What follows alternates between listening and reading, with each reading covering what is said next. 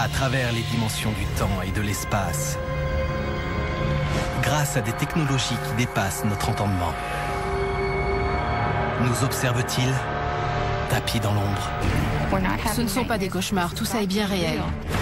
Sont-ils déjà là?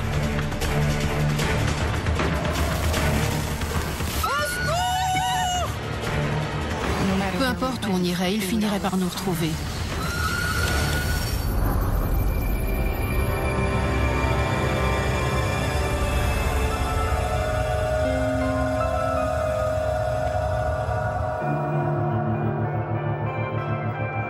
Aldergrove, en Colombie-Britannique. Située dans la vallée fertile de Fraser, cette petite ville ouvrière de taille moyenne voit ses habitants couler des jours paisibles. Après m'être séparée de mon mari, j'ai voulu une vie meilleure pour mes enfants, plus au calme.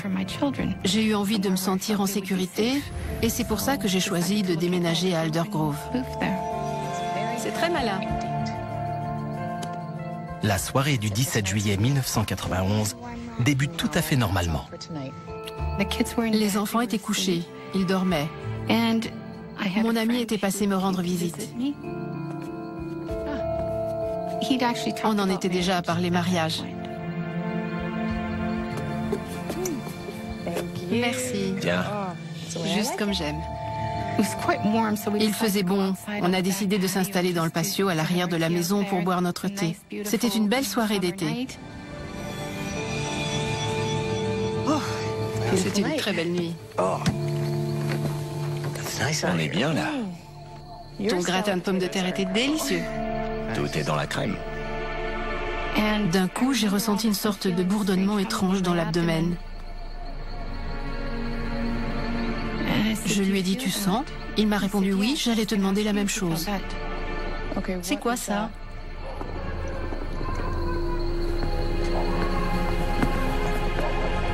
C'est bizarre. Je lui ai dit, regarde en l'air. Tom. Wow.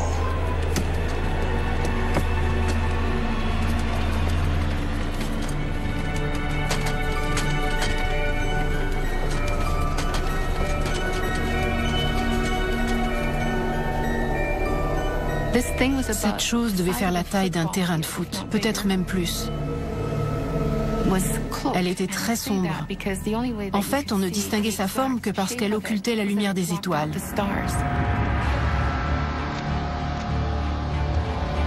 C'est dingue. Il n'y avait aucune lumière, aucun bruit. Cet engin flottait dans les airs et puis il s'est arrêté brusquement. Je me suis sentie oppressée. J'ai demandé, est-ce qu'il va se poser? Tom a paniqué. C'est dangereux. On devrait rentrer. Viens. On rentre. Il a dit, je ne reste pas là, tu ferais mieux de faire pareil. Il s'est précipité dans la maison. Moi, je suis restée dehors. J'ai eu l'impression de passer 2-3 minutes maximum à observer cette chose. Et d'un coup, plus rien.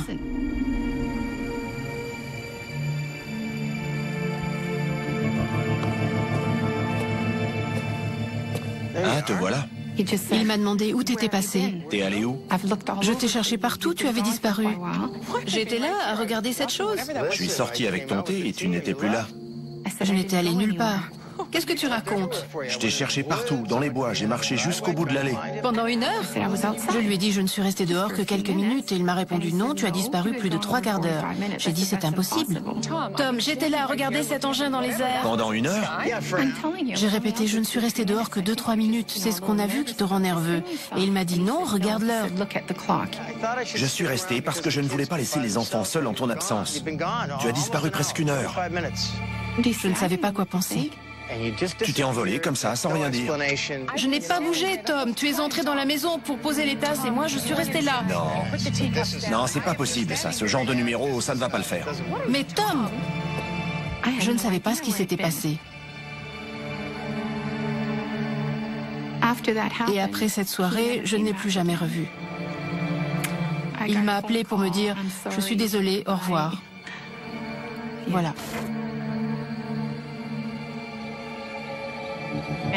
Franchement, je ne savais pas quoi en penser. On avait vu un énorme vaisseau en forme de boomerang qui devait faire la taille d'un terrain de foot. À qui le dire? Dans ces cas-là, on n'est pas sûr de vouloir en parler à quelqu'un. On a peur des moqueries. Quelque chose de bizarre s'était produit, quelque chose clochait.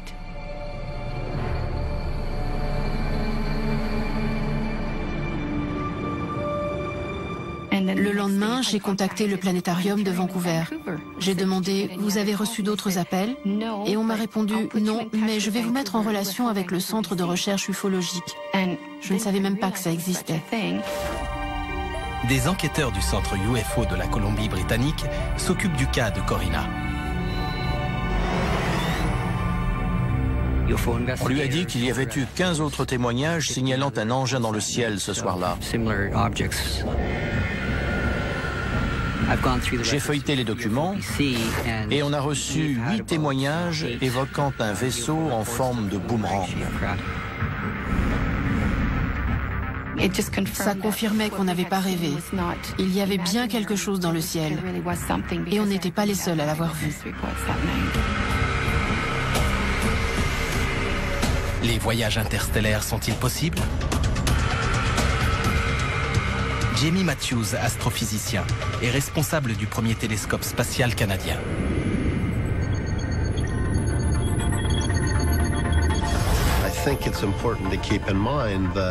N'oubliez pas que les distances à parcourir entre les étoiles sont colossales. Donc, si on envisage le voyage au sens conventionnel du terme, avec cette limite de vitesse universelle qu'est la vitesse de la lumière, 300 000 km par seconde, c'est énorme. Mais même à une telle vitesse, il faudrait des années pour aller d'une étoile à une autre. Nos sondes spatiales les plus rapides mettraient plusieurs dizaines de milliers d'années pour rejoindre l'étoile voisine la plus proche. Si les gens avaient une meilleure idée de l'ampleur des distances interstellaires, ils se demanderaient si c'est vraiment possible que des extraterrestres puissent parcourir autant de kilomètres pour venir nous rendre visite aussi souvent. Je ne dis pas que c'est impossible, mais ça n'est pas aussi simple que ça en a l'air. Mais le voyage interstellaire est-il le seul mode de transport possible pour atteindre la Terre? Peut-être avons-nous des visiteurs qui ne viennent pas de notre univers à 3 dimensions. Peut-être viennent-ils d'un multivers qui comporte un autre nombre de dimensions.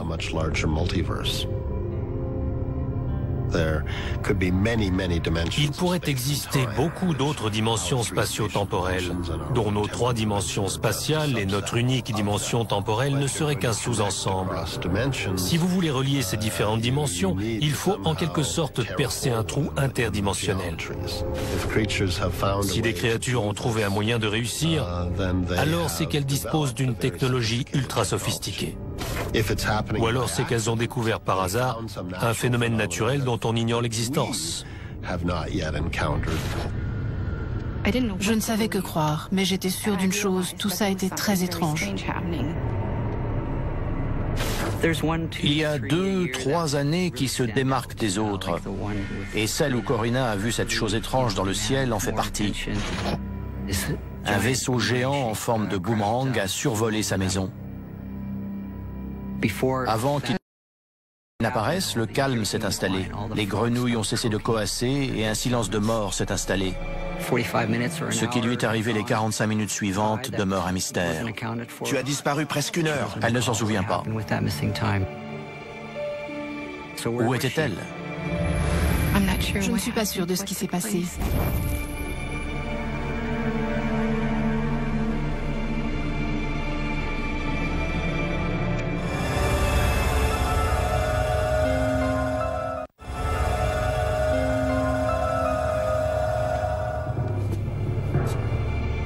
En juillet 1991, un énorme engin a survolé la maison de Corina Sebels à Aldergrove, en Colombie-Britannique, au Canada.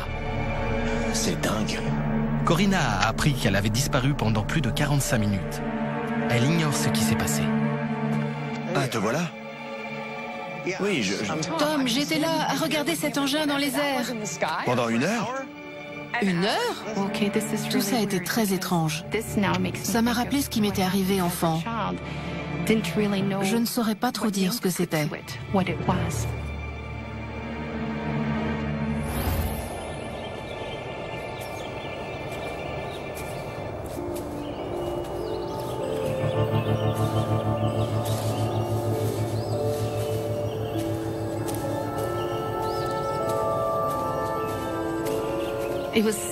C'était en octobre, à la période d'Halloween.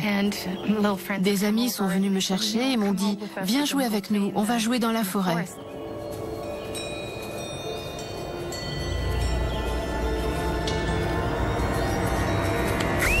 Je t'ai eu! Arrête de me faire peur! Quelqu'un a proposé qu'on joue à cache-cache. C'était mon tour de compter contre un arbre avant d'essayer de trouver tout le monde. 1,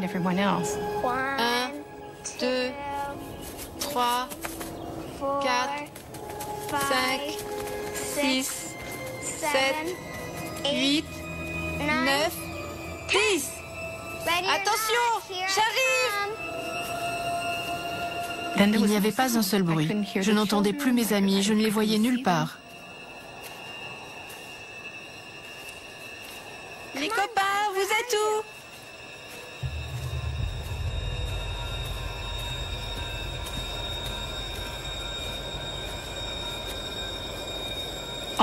Et puis j'ai senti une odeur étrange de moisi qui m'enveloppait.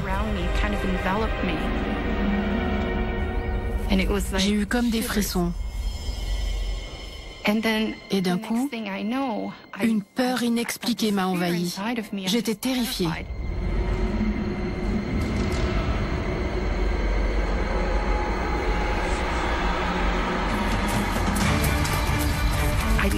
Je n'osais pas me retourner pour voir ce qui me suivait, mais je savais qu'il y avait quelque chose derrière moi.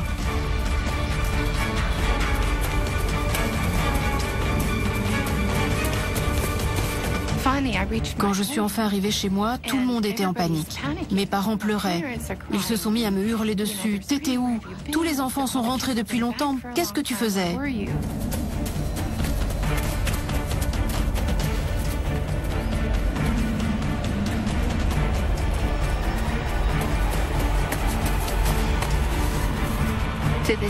Aujourd'hui encore, j'ignore où je me trouvais et ce qui s'est passé. C'est un mystère.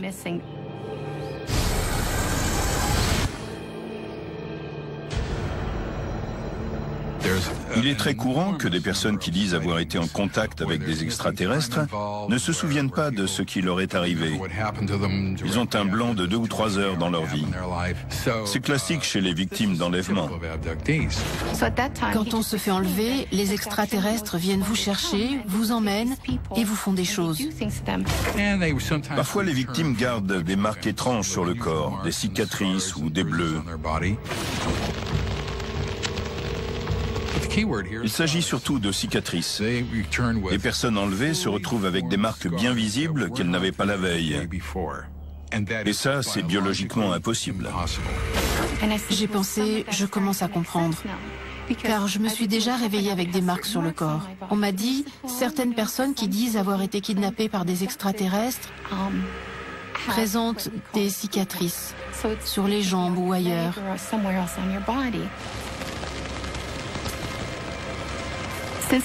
Depuis toute petite, j'ai une tache sur la jambe dont j'ignore l'origine.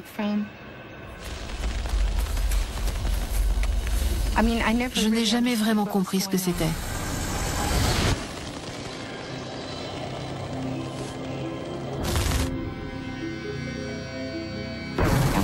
Je suis allée voir un médecin pour savoir ce que ça pouvait être.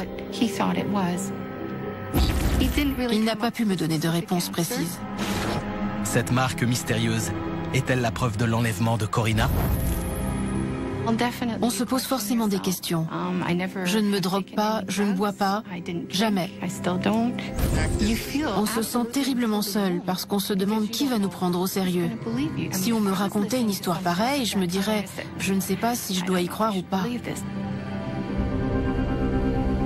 Au cours des semaines suivantes, Corina essaie d'oublier ce qui s'est passé.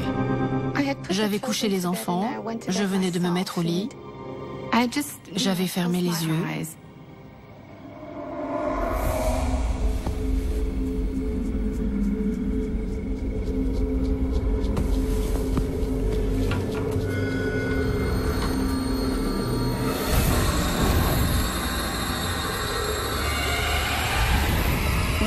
J'ai vu cet être qui devait faire 1 mètre de haut, avec une tête en forme de poire. Il était de couleur grisâtre.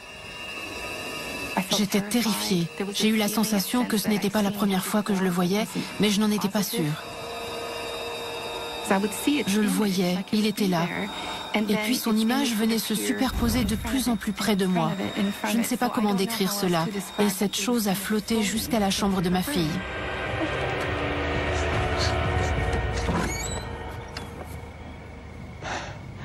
Il était forcément là. Je l'avais vu entrer dans la pièce. Mais rien. La petite dormait tranquillement. J'ai pensé, eh ben, sacré cauchemar.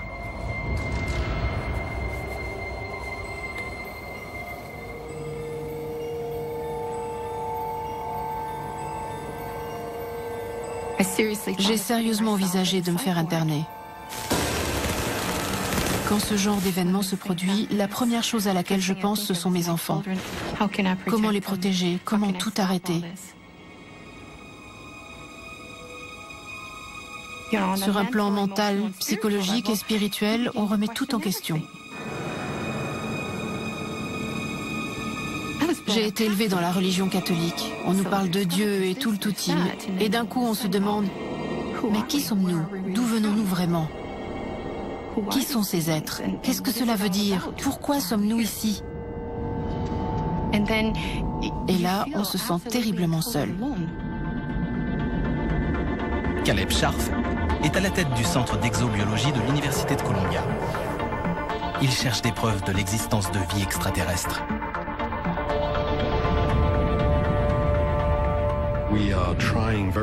L'un des objectifs principaux de la science moderne est de découvrir si nous sommes bel et bien seuls dans le système solaire, et même dans l'univers tout entier. Il y a encore peu, on n'était pas sûr qu'il existait d'autres planètes tournant autour d'autres étoiles. Grâce à la technologie moderne, on a réussi à intercepter la signature énergétique d'autres systèmes planétaires. Le fait qu'il y ait autant de planètes est très surprenant. Ça prouve qu'elles se forment très facilement dans cette galaxie, et sans doute dans l'univers tout entier.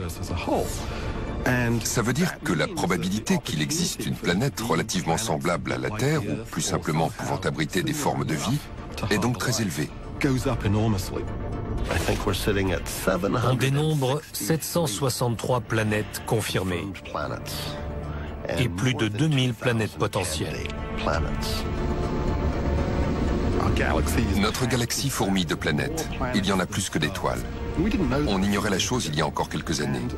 Et parmi ces corps célestes, il y en a beaucoup de petits, qui pourraient être de nature rocheuse, tellurique, un peu comme la Terre.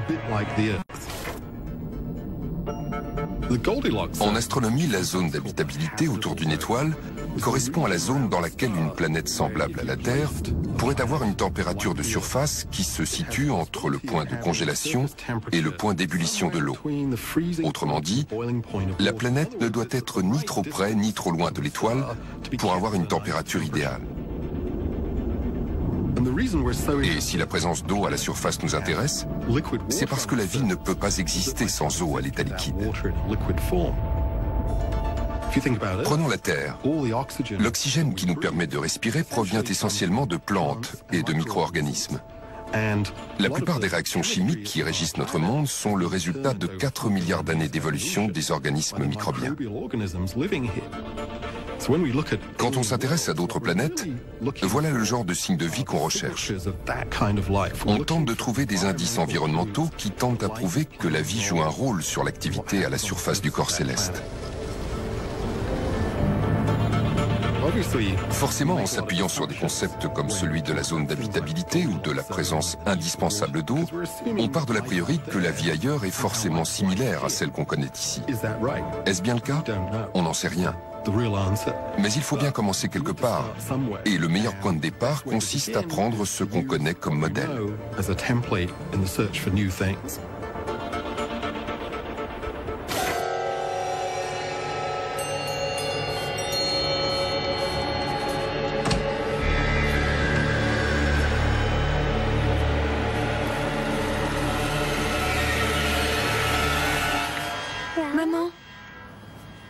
Qu'est-ce que c'est?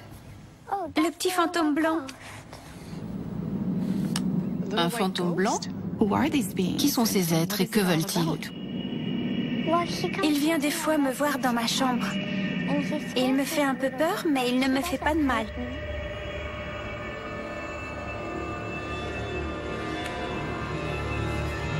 Chérie, qui c'est?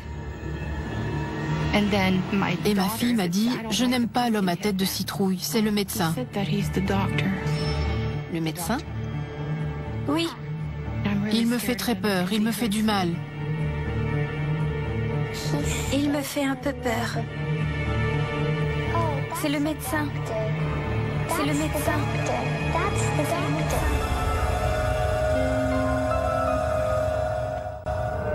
Après avoir découvert les étranges dessins de sa fille, Corinna Seybold est convaincue que quelque chose est venu lui rendre visite chez elle, à Aldergrove, en Colombie-Britannique.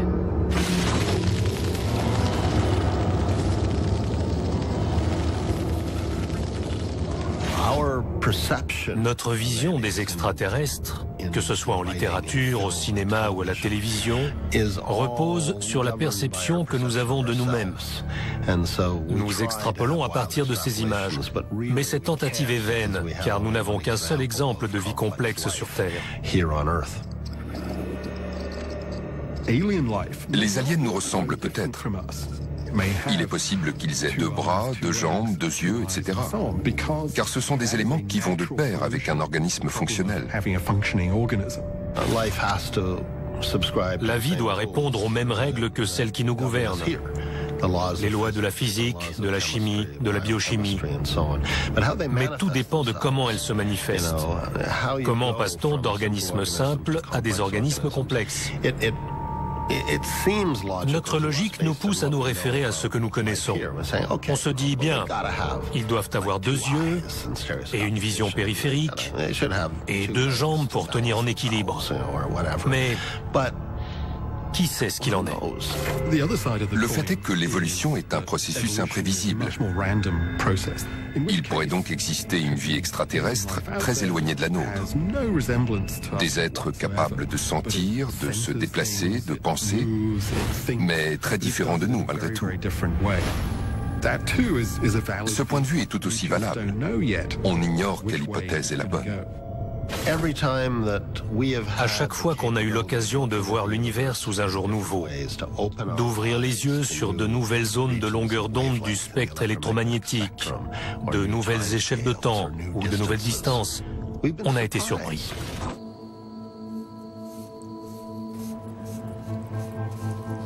Le petit fantôme blanc.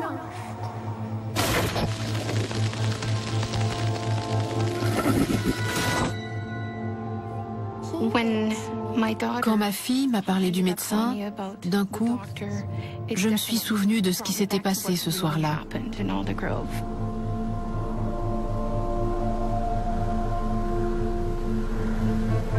J'ai réussi à assembler les différentes pièces du puzzle.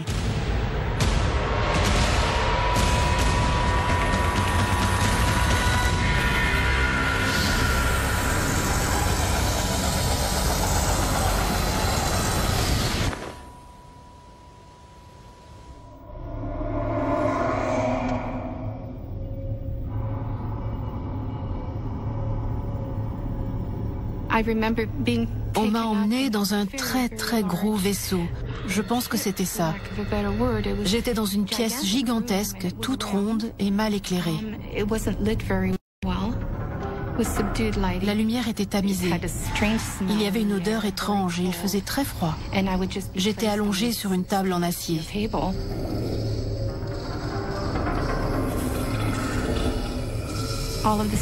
Soudain, quelqu'un est arrivé sur ma gauche. Un être très grand, au visage osseux, s'est approché de moi. Il avait une tête énorme et on pouvait voir les plis de son crâne sous sa peau.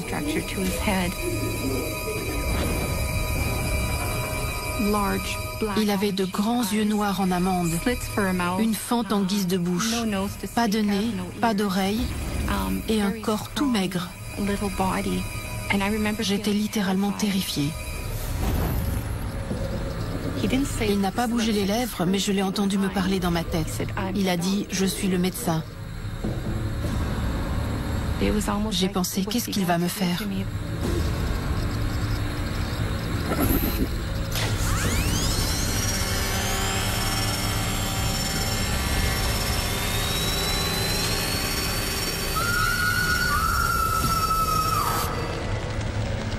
David Jacobs a étudié pendant 25 ans les témoignages d'enlèvement par des extraterrestres. Le scénario classique, c'est une personne qu'on extrait de son environnement naturel pour la placer sur une table avant de lui faire subir une sorte d'examen. Une sorte, car ce n'est pas un examen normal. En général, des prélèvements de sperme ou d'ovules sont effectués.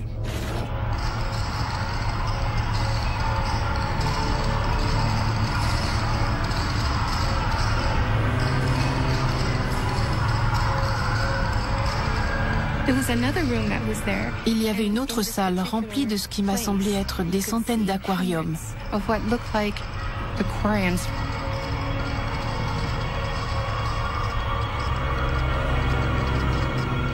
Il y avait des fœtus dans chacun d'eux.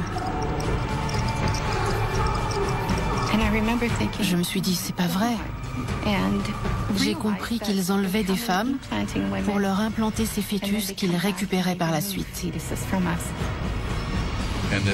C'est ce que quasi toutes les femmes enlevées racontent. L'objectif serait de donner naissance à ces bébés hybrides, croisement entre extraterrestres et êtres humains.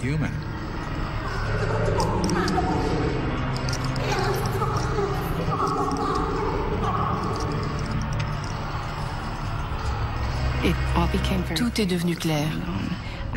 J'ai très souvent des problèmes féminins. Et ma mère était pareille. On tombait enceinte et puis c'était fini. On faisait une fausse couche. Mais il n'y avait jamais de fœtus expulsé. Pardonnez-moi,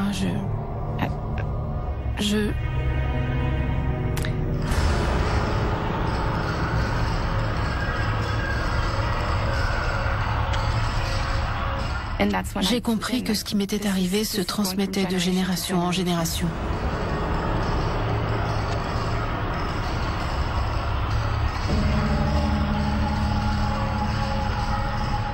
Quand on travaille sur le cas d'un enlèvement, on découvre très souvent que la mère ou le père de la victime, voire les deux, ont eux aussi été enlevés. Si c'est le cas, il y a donc une sorte d'héritage qui va se transmettre. Ça veut dire que les enfants de ces personnes aussi seront un jour kidnappés.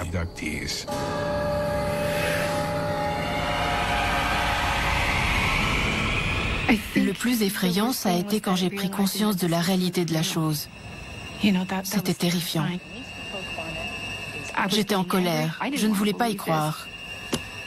Comment leur échapper? Qu'est-ce que je peux faire? Comment mettre un terme à tout ça? Je devais protéger ma fille. Pas question qu'il lui arrive quoi que ce soit. Afin de retrouver calme et sérénité, Corinna Sables décide de laisser derrière elle Aldergrove et ses mauvais souvenirs pour emménager au cœur de la vallée d'Okanagan. Un matin, je me suis réveillée et j'ai pensé « mets tout dans des cartons et va-t'en ». Ça s'est passé comme ça. Je sais que ça paraît idiot, mais c'est ce que j'ai ressenti. Pendant les 12 années qui suivent, Corinna et sa fille vivent une existence paisible. La ville de Kelowna me fait penser à la Californie. Il fait chaud, le climat est semi-aride. Les étés sont géniaux.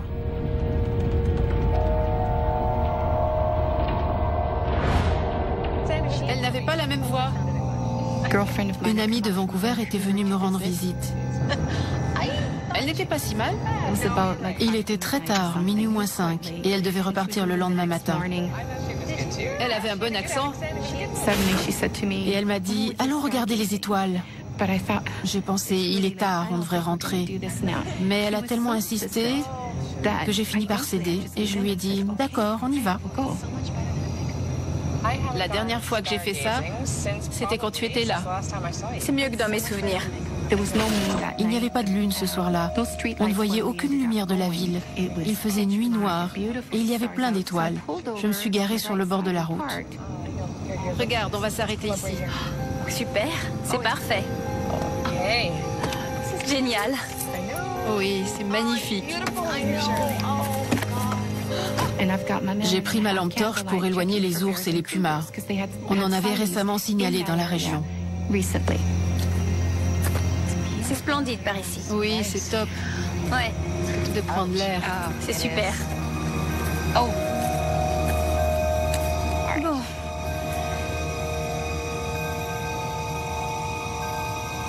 Attends, c'est trop bizarre. Elle m'a dit, il y a 3 points lumineux dans le ciel. Et ils sont verts. Vert fluo. Ils forment une sorte de triangle. Et ce vert... Qu'est-ce que c'est? Ça ne pouvait pas être un avion ou un hélicoptère. Quelque chose cloche. Il se rapproche. J'ai allumé ma torche parce que j'ai eu peur.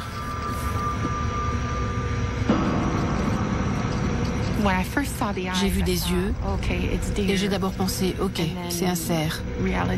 Et puis j'ai compris, ce n'était pas un animal, c'était quelque chose d'autre.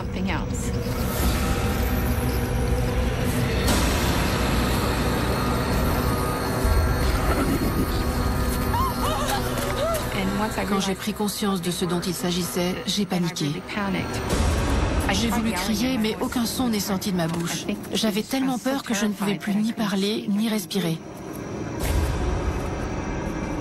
Je voulais dire à Cheryl de retourner à la voiture. Je voulais revenir jusqu'à ma portière, mais j'avais la sensation d'avancer au ralenti, de marcher dans des sables mouvants.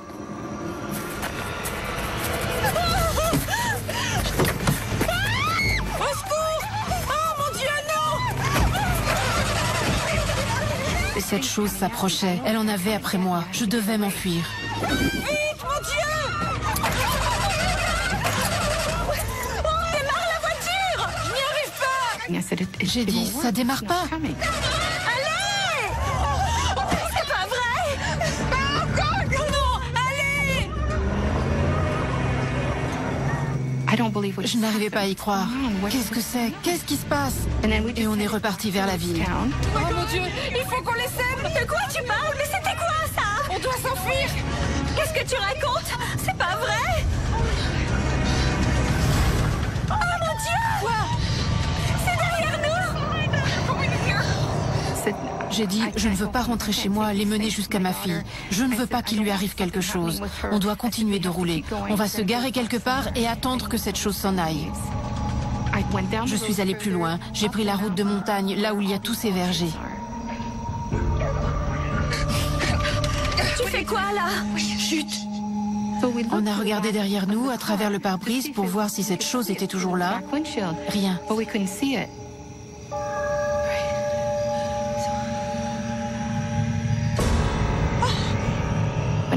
Elle était au-dessus de nous, au-dessus de la voiture. Oh non! C'est pas vrai! J'ai eu la sensation étrange de traverser un mur d'électricité. Tous les poils de mon corps se sont hérissés.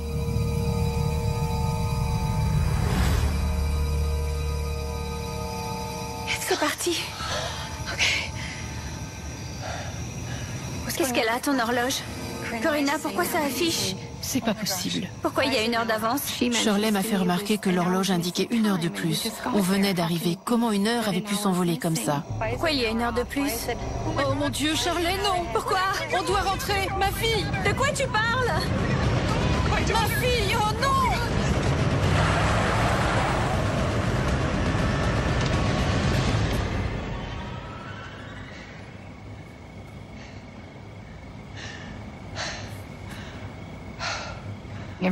Tout semblait normal. Ma fille dormait. Mais au fond de moi, j'ai compris que je ne pouvais rien faire pour empêcher ces êtres de revenir.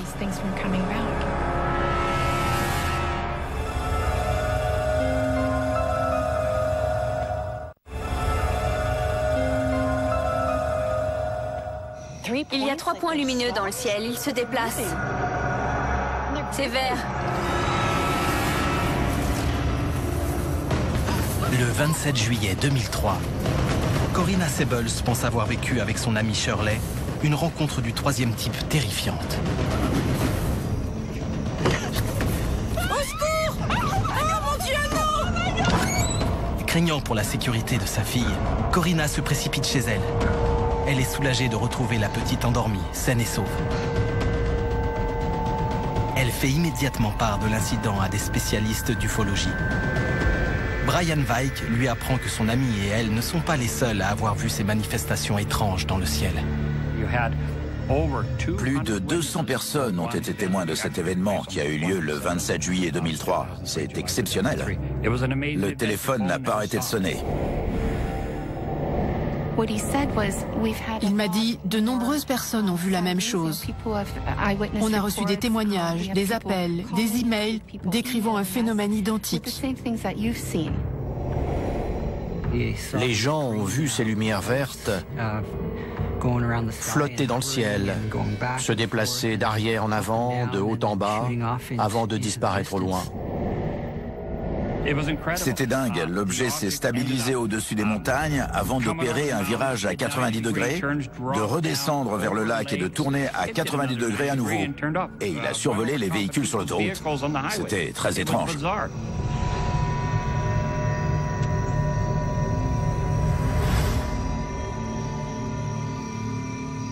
Le professeur Dosstein étudie les phénomènes atmosphériques que l'on confond parfois avec des ovnis. Une météorite est un petit fragment de corps céleste qui erre dans le système solaire. En raison de la gravité terrestre, elle plonge vers notre planète car sa vitesse n'est pas suffisante pour rester en orbite. Pendant sa chute, elle interagit avec l'atmosphère et entre en combustion. Ce qui se passe, c'est que les composants de la météorite se désagrègent en raison de la friction entre ce corps solide progressant à une vitesse très élevée et l'atmosphère. La température augmente et les matériaux détruits forment une traînée à l'arrière du fragment de météorite. Derrière, on observe souvent une autre traînée, verte.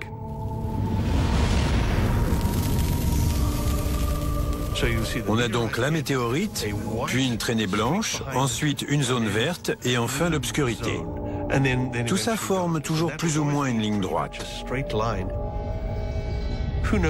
Difficile de déterminer l'altitude de la chose, ou même la taille du fragment en question.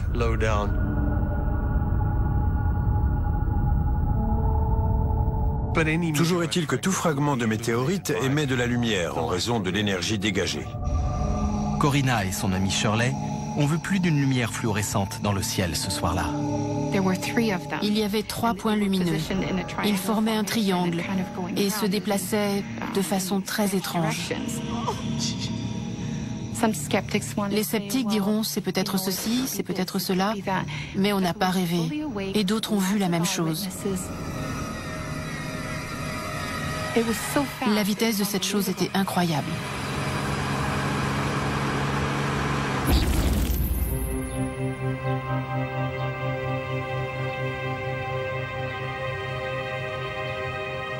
Le lendemain matin, Corina souffre d'un terrible mal de tête.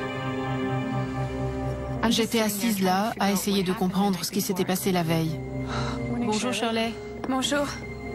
Mon ami s'est levé et m'a dit « Je ne me sens pas bien du tout ce matin. Quelque chose ne va pas. » T'as bien dormi? Je ne me sens pas bien du tout. J'ai mal à la tête aussi. Ah oui? Oui. Quelque chose ne va pas. J'ai mal au crâne, Trop d'émotions hier soir. Je sais pas. Oh, Shirley. Oh, tu saignes du nez. Je saigne? C'est pas vrai? Mais c'est fou. Oh, ma pauvre Shirley. Mon nez... Elle saignait du nez, ça n'arrêtait pas de couler. C'était très impressionnant. Elle m'a dit, quelque chose ne va pas, j'ai mal en bas du dos. Mon dos, tu peux regarder? J'ai super mal. Je sais pas ce que j'ai fait. J'ai un bleu ou quoi? Mince, Shirley, t'es brûlée. Quoi? Elle avait une grosse brûlure circulaire, comme si elle avait été irradiée. Ça fait mal. Comment t'as fait ça? J'en sais rien, mais c'est douloureux. Bonjour chérie. Maman, je me sens pas bien. Tu as mauvaise mine. J'ai envie de vomir. Nikki, c'est pas vrai. Ma fille m'a dit « Maman, je crois que j'ai attrapé la grippe. J'ai très envie de vomir. » Et là, elle s'est mise à saigner du nez. J'ai pensé « Ok, là, ce n'est pas normal. »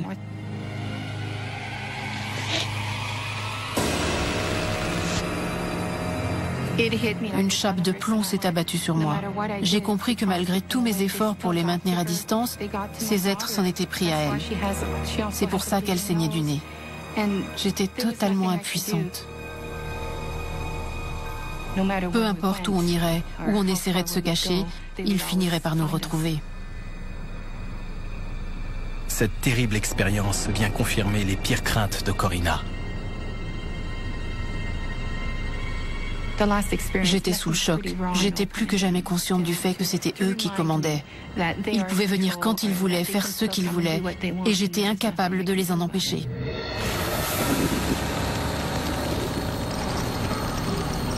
Impossible de les arrêter.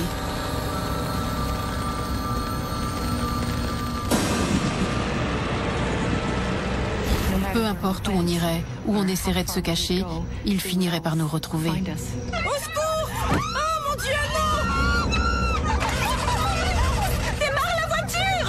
J'y arrive pas! Ils ne nous laisseraient jamais tranquilles. Non, c'est pas vrai! Les personnes qui ont été enlevées mènent des vies hors du commun. Elles savent que tout un tas de choses étranges leur sont arrivées. Elles vivent constamment dans la peur que ça recommence. Elles ne ferment pas l'œil de la nuit. Très souvent, elles ne peuvent pas dormir sans garder la télé ou la lumière allumée. Certaines gardent un couteau ou une arme sous leur oreiller. J'aimerais que plus de victimes osent parler de ce qui leur est arrivé. Il faudrait qu'elles aient le courage de sortir de l'ombre. Mon but n'est pas de convaincre les gens, de prouver que tout ça est bien arrivé.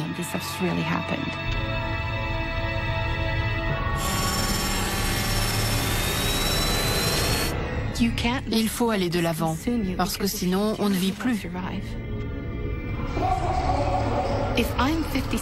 J'ai passé 50 ans, et je suis toujours là.